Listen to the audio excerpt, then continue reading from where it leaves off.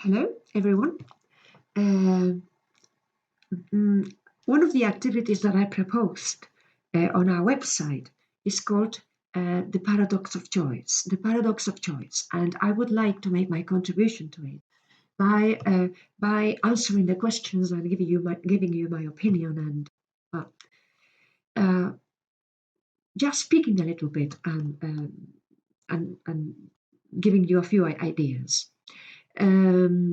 The first item that appears in the activity is give examples of situations in which hard decision making is required. Well, the present situation we are in is the best example of a situation where the right decisions are crucial for in order to overcome the crisis that we are in.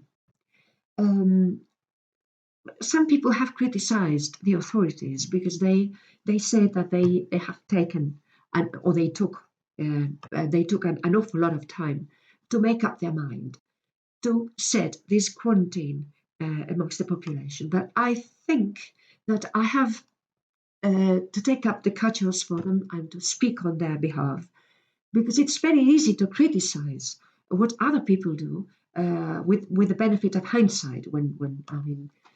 But very few people could have foreseen when this virus broke out in China. Very few people could have foreseen the consequences and the repercussions that this crisis would take in the future. And I think that tough and hard as the measures that have been taken might be, they have certainly contributed to cushion the blow that we would have suffered had they not been taken.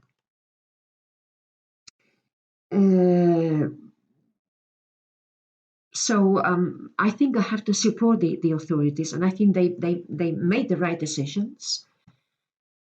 If those decisions had been made earlier, probably we wouldn't have come to this point. Probably. But the important thing now, it's no use crying over spilled milk. I think the important thing now is to stick together, to comply with the requirements or the law that the authorities have passed, and to overcome this crisis as soon as we can. The second question is, which factors determine good decision making? I think in the first place, one has to concede defeat. One has to acknowledge when one makes a mistake, when one has made the wrong decision, because by doing so, you are really acknowledging the fact that you are not infallible, that you make mistakes, that people make mistakes in life. But everything can be righted. Let's call it that way. We can right the wrongs we do. It is true that accepting that you have made a mistake is a bitter pill to swallow, but I think that it's the perfect example that a little bit goes a long way. And let's say that mistakes are essential in the process of learning, including learning English. So I think that's the first step towards good decision making. Which the first is deciding to acknowledge that you have made a mistake, and then try to make the right decision. The second thing, I think, is not to go with the flow. I think you can't follow everyone else, the crowd, because we have our personal characteristics, our personal requirements, our personal aspirations, and these differences help us stand out from the crowd. We are different to everyone else, and that makes us a little bit more ourselves. And if you listen to your heart and you act accordingly, I think you always make the right decision. As I said, when I think we have to be faithful to our personal idiosyncrasies, and for that, I think the best thing to do is to follow our heart. And when I say our heart, uh, I do not necessarily mean passions or feelings or what I mean is that little Jiminy Cricket voice that we have inside and which usually tells us the way. Because being rational is not always the best thing to do. We have to give Caesar what belongs to Caesar and God what belongs to God. And I think that there are rational things that require rational thought, but there are other things that have to be sensed, and it's by sensing them that I think we can find our way through them. I think we have to sort of try to find a balance between one thing and the other.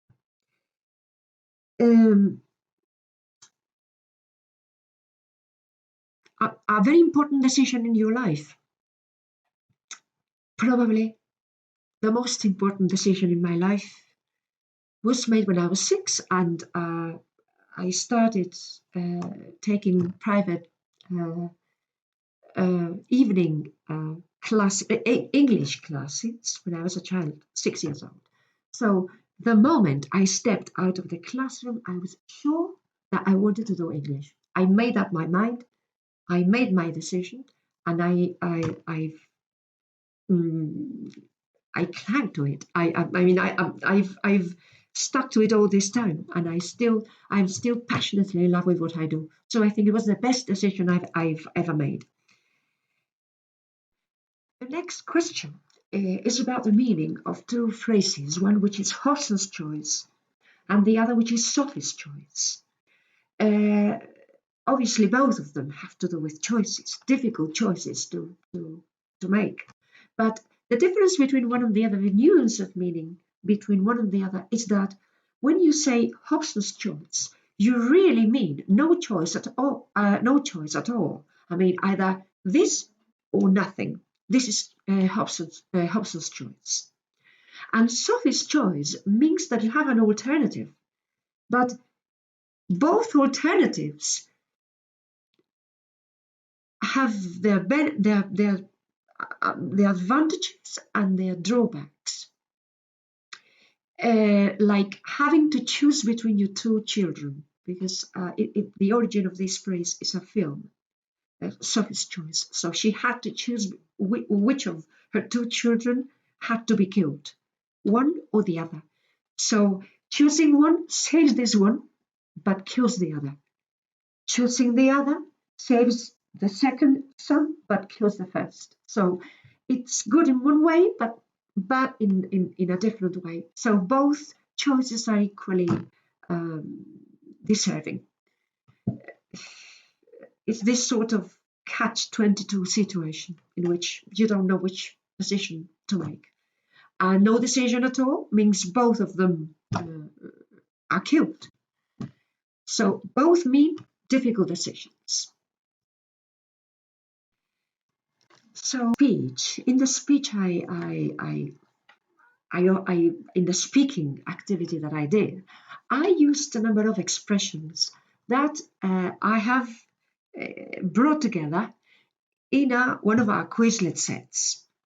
So what I'm going to do is that I am going to show you the definition of the term, and I would like you to try to remember what is the word that I used in my speaking that corresponds to that definition.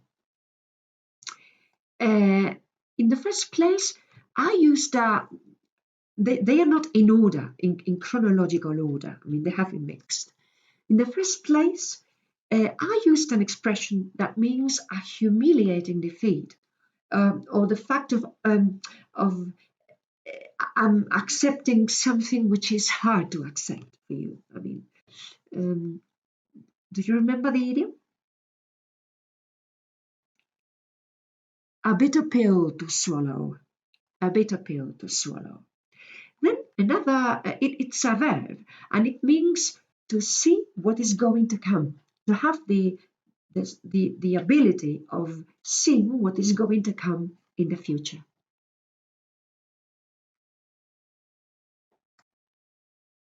To foresee. To foresee. Then the next is an expression that means having no choice at all, because you only have one alternative or nothing.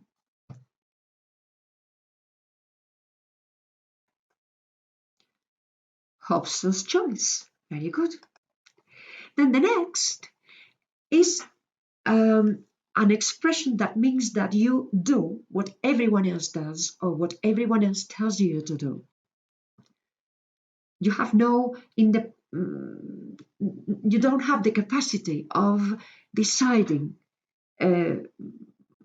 by yourself. You need someone else's guidance.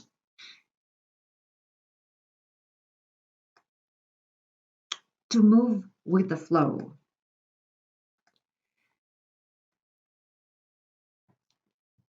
The next is when you do something in someone's favor or in someone's stead, or you try to support someone.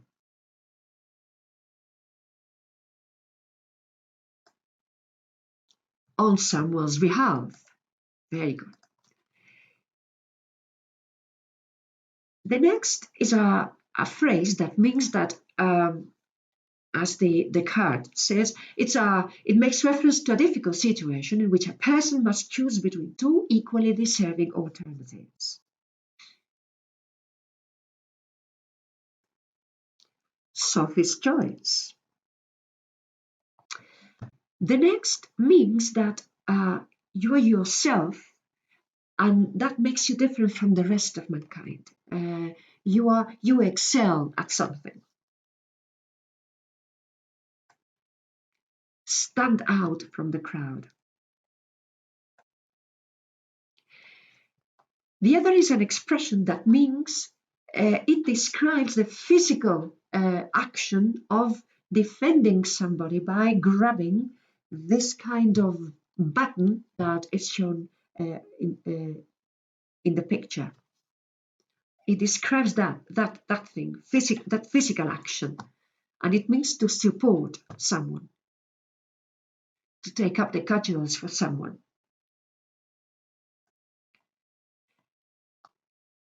The other expression means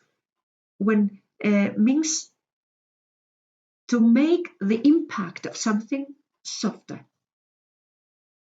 And the verb has a lot to do with the picture shown on the screen. To cushion the blow.